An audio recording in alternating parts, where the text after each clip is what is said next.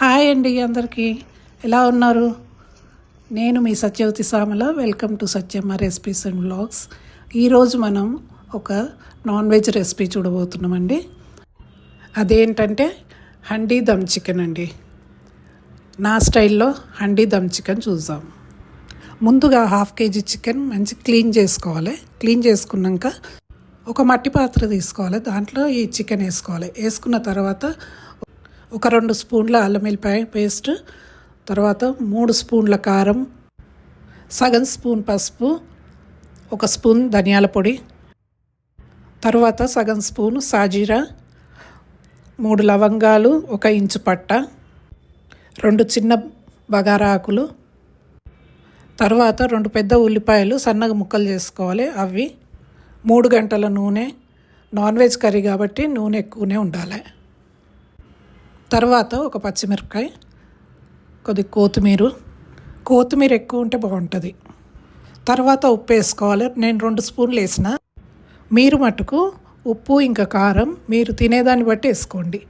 ఇప్పుడు 1 స్పూన్ గరం మసాలా వేసి ఇవన్నీ బాగా కలుపుకోవాలి. ముక్కకు పట్టే విధంగా బాగా కలుపుకోవాలి. ఇందులో నేను సగం ముక్క నిమ్మకాయ రసం కూడా వేసిందండి, కానీ ఆ వీడియో క్లిప్ మిస్ అయింది. ఈ విధంగా బాగా కలిపితే ఏమవుతుందంటే మొత్తం మసాలాలు, కారం, ఉప్పు ముక్కలకు బాగా పట్టుకొని మంచిగా రుచి అవుతుంది కూర. ఇప్పుడు 3 కప్పుల గోధుమ పిండిని బౌల్లో వేసుకొని గట్టిగా తడిపి పెట్టుకోవాలి. తర్వాత 1 పెద్ద టమాటాలు సన్నగా ముక్కలు కోసుకొని వేసుకోవాలి. మనం ఈ కూరలో ఏవి కూడా నూనెలో వేయించట్లేదు, అన్నీ పచ్చివే వేస్తున్నాం. మనకి షోర్వా కావాలనుకుంటే 4-5 టమాటాలు వేసుకోవచ్చు, కానీ నేను చేసేది ఇగురులాగా ఉంటుంది, అందుకని 1 టమాటా వేస్తున్నా. ఈ కూరలో నేను స్పెషల్ మసాలా వేస్తున్నానండి, తందూరి చికెన్ మసాలా. దీంతో కూర బాగా రుచిస్తుంది. ఒకవేళ మీ దగ్గర ఈ తందూరి మసాలా లేకపోతే మామూలు చికెన్ మసాలా అయినా వేసుకోవచ్చు. ఇప్పుడు మూత పెట్టి ఒక 15 నిమిషాలు పక్కకు పెట్టండి. తర్వాత 15 నిమిషాల తర్వాత మూత తీసి సగం గంట నూనె పోసుకోవాలి. తర్వాత మనం ముందే తడిపి పెట్టుకున్న పిండి ఉంది కదా, దానిని నేను వీడియోలో చూపించిన విధంగా చేసి కుండ అంచులకు మొత్తం పెట్టుకోవాలి. మనం ఈ విధంగా ఎందుకు చేస్తున్నామంటే మనము మూత తీయకుండా ఉడికియాలి కూరని.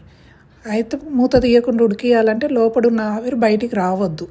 అందుకని ఈ పిండి సాయంతో మొత్తం లోపడున్న ఆవిరిని లోపలనే ఉంచేసి కూరని మొత్తం ఉడికిస్తున్నాం.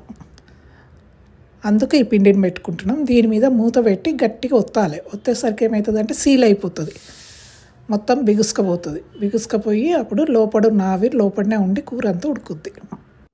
ఈ విధంగా మనం ఒక అర్ధగంట సేపు ఉడికియాలి. సన్న మంట మీద ఉడికియాలి. ఉడికించిన తర్వాత పైన మనం పెట్టిన పిండి ఏదైతుందో అది గట్టిగా అయిపోతుంది. ఎప్పుడైతే పిండి గట్టిగా అవుతుందో అప్పుడు మనకి కూర ఉడికిపోయినట్టు గుర్తు. ఎమ్మటే మూత ఓపెన్ చేసేసుకోవాలి. మూత ఓపెన్ చేసినాక ఒకసారి కలిపి కొద్దిగంత కొత్తిమీర వేసుకోవాలి. సర్వ్ చేసుకోవడమేనండి, అంతేనండి. మన హండీ దమ్ చికెన్ రెడీ అయిపోయింది. మీకు సలహా కూడా ఇస్తానండి. మనం ఏదైతే పిండి పెట్టినామో ఆ పిండిని సన్నగా చిప్స్లా కట్ చేసుకొని నూనెలో వేయించుకొని ఉప్పు, కారం, మసాలా వేసుకొని తింటే చాలా బాగుంటుందండి. మనం పిండి తడిపేటప్పుడే పిండిలో ఉప్పు, ఓమ లేకపోతే జీలకర్ర వేసుకొని తడుపుకోవాలి. నువ్వులు కూడా వేసుకొని తడుపుకొని ఆ పిండిని పెట్టుకొని తర్వాత చిప్స్లా కట్ చేసుకొని నూనెలో వేయించుకొని తింటే చాలా టేస్ట్ ఉంటాయి అవి. మన హండీ దమ్ చికెన్ రెడీ అయిపోయింది కదండి. దీనికి కాంబినేషన్ ఏది బాగుంటుంది అనుకుంటున్నారు? దీని కాంబినేషన్ పప్పుచారైనా లేకపోతే రసమైనా, ఈ 2 కాంబినేషన్స్తోని ఈ దమ్ చికెన్ సూపర్గా ఉంటుందండి. మీ అందరికీ ఈ చికెన్ రెసిపీ నచ్చే ఉంటుంది అనుకుంటున్నా.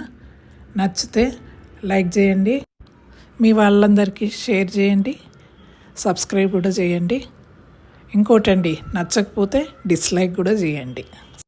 ఏమైనా సజెషన్స్ ఇవ్వాలనుకుంటే కమెంట్ సెక్షన్లో చెప్పండి, యాక్సెప్ట్ చేస్తా నేను.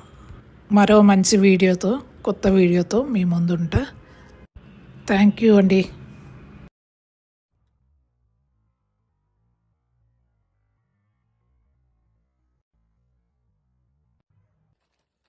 Kindly like, share and subscribe and tap the bell icon to stay updated.